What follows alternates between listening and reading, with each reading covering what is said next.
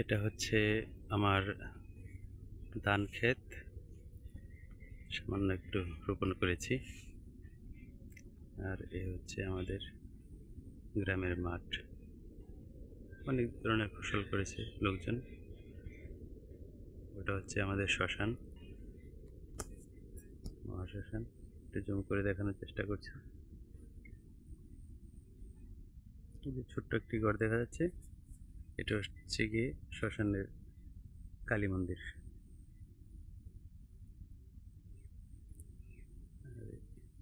এদিকে হচ্ছে আমার বাড়ি। এই যে একটা গাভী পালন করি, এটার জন্য সামান্য খড় সংগ্রহে রাখতে হবে। এই হচ্ছে আমার বাড়ি।